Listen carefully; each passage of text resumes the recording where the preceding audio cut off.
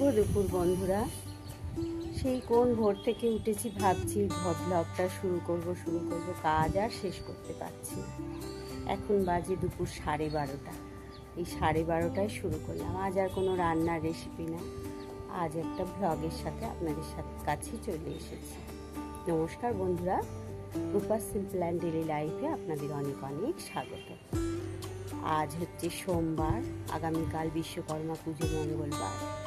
আজ আমাদের রান্না পুজো, তাই প্রচুর সেই ভোরবেলা উঠেছি। উঠে প্রচুর অন্ধকার থাকে, 4টের সময় তো এখন অনেক অন্ধকার থাকে। তখন থেকে ভোরবেলা অনেকের ভিডিও দেখলাম, কুলোয়াজ করে কমেন্ট করলাম করে, যাই হোক সেই সকাল থেকে শুরু করেছি। আজ সকালে শুধু কর্তামশাইয়ের জন্য টিফিন হয়েছে, আর কিছু হয়নি। মেয়েও অফিস গেছে, কিন্তু মেয়ে আজ আর টিফিন নিয়ে যায়নি, বললো তাড়াতাড়ি চলে আসবে, এসে বাড়িতে এসে খাবে। যাই হোক, হাঁপিয়ে গেছি, কাজ করতে করতে হাঁপিয়ে যাচ্ছি। এই সময় ছাদে চলে এসেছি। ছাদে কিন্তু খুব সুন্দর এই সময় হাওয়া দিচ্ছে, আবার মেঘ করে আসছে। ওই দূরের আকাশটা দেখা যাচ্ছে না, এখানটা গাছপালা আছে। যাই হোক, আগামীকাল আমাদের বাজার হয়ে গেছে। আজ আমাদের প্রচুর কষ্ট এই পুজোটা। কষ্ট মানে কি, পুজো মানে কষ্ট না, ঠাকুরের নামেই তো হয় যা কিছু। মানে কাল বাজার টাজার করে নিয়েছি, এত খাটুনি যাচ্ছে যার জন্য শরীরটাও একদম ভালো যাচ্ছে না। কাল বাজার টাজার হয়ে গেছে, আজ রান্না বান্না হবে, অনেক কিছু রান্না করতে হয়। আর সমস্ত বাসন কোসন মাজা ধোয়া, মশলার কৌটো ঝুড়ি টুড়ি যেখানে যা আছে, খাবারের টেবিল পরিষ্কার করা, দুটো টেবিলগুলো তুলে সব ধুয়ে দিয়েছি। অন্যদিন তো মুছে চালাতে পারি। গোটা ফ্রিজ পরিষ্কার করা, মানে রান্নার যাবতীয় কিছু। তার মধ্যে বলুন, এই বৃষ্টি পিছনে লেগেছে। এই বৃষ্টির মধ্যে কি এত কিছু কাজকর্ম করা কি যে কষ্ট। তবু এই মুহূর্তে একটু বৃষ্টিটা কমেছে, জানি না আবার আসবে কিনা। তাহলে সঙ্গে থাকুন, আমি মোটামুটি দেখাবো আপনাদের। আজ রান্নার রেসিপি দেখাবো না, অন্য কী কী হচ্ছে আপনাদের সাথে শেয়ার করব, তাহলে সঙ্গে থাকুন। ছাদে যখন এসেইছি, দেখুন আমার শিম গাছে ফুল এসে গেছে। ভাবলাম এটা আপনাদের দেখাই। গাছটাও দেখুন, এর আগের ব্লগে দেখিয়েছিলাম, গাছে অনেক ছড়িয়ে গেছে। ওই দিক দিয়ে ওটাও বেশ ছড়িয়ে গেছে।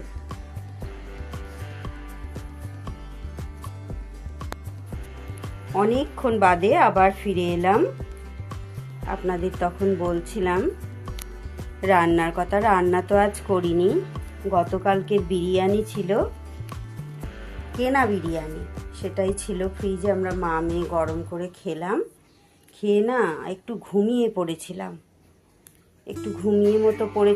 তারপরে 1 ঘন্টা মতো পরে আবার উঠে সব কাজকর্ম সেরে গাটা ধুয়ে আবার এই যে চলে এসেছি। দেখুন, এবার বসবো সবজি কাটতে। এত কিছু সবজির মাঝেও এই যে একটা সবজি দেখাই আপনাদের। এটা হচ্ছে কচুর ডাঁটা, মানে কচু শাকের ডাঁটা আর কি। কচু শাকও আমাদের আছে, কচু শাক আমি আর করে উঠতে পারি না, তার জন্য নিয়ম তো রক্ষা করতেই হবে। ওইটা ডালের মধ্যে দিয়ে দেব। এই যে চালতা কাটবো। এই সব সবজি টবজি নিয়ে বসেছি, আবার ফিরে আসছি কিছুক্ষণ পর। রান্না হচ্ছে বন্ধুরা, এখানে ইলিশ মাছের মাথা ভাজা হচ্ছে। এই কড়াইতে ডাল, চালতা দিয়ে ডাল, দুটো হাঁড়িতে ভাত সব হয়ে গেছে। এই যে এখানে শাক রেডি করা, মাছের মাথা ভাজা হচ্ছে, শাক চচ্চড়ি হবে। পুঁই শাক চচ্চড়ি আমার হয়ে গেল ইলিশ মাছের মুড়ো দিয়ে।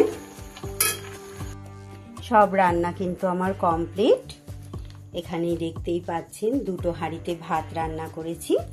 আমাদের রাতেও গরম খেতে হয়, আবার সকালে পান্তা। চালতা দিয়ে ডাল, এখানে পুঁই শাকের চচ্চড়ি, ইলিশ মাছের মুড়ো দিয়ে। এখানে আমার রয়েছে 9 রকমের ভাজা। আলু, কাঁকরোল, কাঁচকলা, করলা, কুঁদরি, পটল, কুমড়ো, বেগুন, আর সবচেয়ে সেরা ভাজা হচ্ছে নারকেল ভাজা। আর এখানে এই যে ইলিশ মাছের ঝাল, সব কমপ্লিট।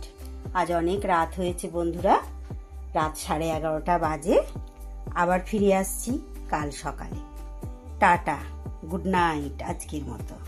কালকে রাতের পর আবার আজ সকালে চলে এসেছি। এখন বাজে সকাল 6:10 কি 15। অনেক ভোরে উঠেছি, রাত 1টায় শুয়ে আবার 4:10-15 উঠে পড়েছি। উঠে সব বাসি কাজ করলাম, স্নান করলাম, করে ছাদে চলে এলাম। এবার ওপরে ঘরের পুজো দেবো আগে, দিয়ে তারপর আমাদের পুজোর জোগাড় করবো। মনসা পুজো হয় আজ মঙ্গলবার, বিশ্বকর্মা পুজো। বিশ্বকর্মা পুজোয় আপনাদের সবাইকে অনেক অনেক অভিনন্দন, ভালোবাসা। আর রূপা সিম্পল অ্যান্ড ডেইলি লাইফ থেকে আপনাদের সবাইকে অনেক অনেক শুভেচ্ছা।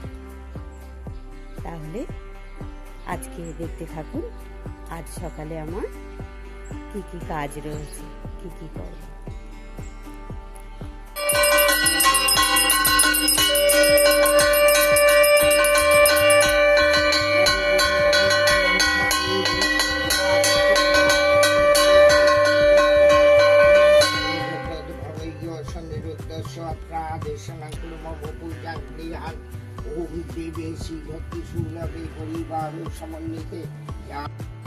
পুজো শেষ, সবাইকে প্রসাদ দেয়া হয়ে গেল।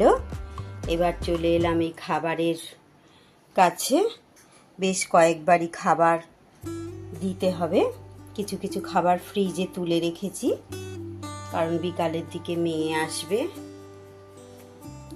সব খাবারই তো গতকাল আপনাদের দেখিয়েছি, ভাজাভুজি, মাছ, চচ্চড়ি, ডাল। ভিডিওটা তাহলে এখানেই শেষ করছি বন্ধুরা। সবাই আপনারা খুব ভালো থাকবেন, সুস্থ থাকবেন। যদি ভিডিওটা ভালো লাগে আমাকে লাইক কমেন্ট করে জানাবেন। যদি না ভালো লাগে সেটাও অবশ্যই জানাবেন যে কি ভালো হয়নি। আমি হয়তো আপনাদের মতন অত ভালো করে ব্লগ বানাতে পারি না, তাই হয়তো রেসিপিটাই আপনাদের সাথে বেশি শেয়ার করি। তাই আপনাদের বলছি, অনুরোধ করছি, কোথাও কিছু ভুল ত্রুটি থাকলে অবশ্যই আমাকে কমেন্টের মাধ্যমে জানাবেন। তাহলে আসি বন্ধু, টাটা, সবাই খুব ভালো থাকুন।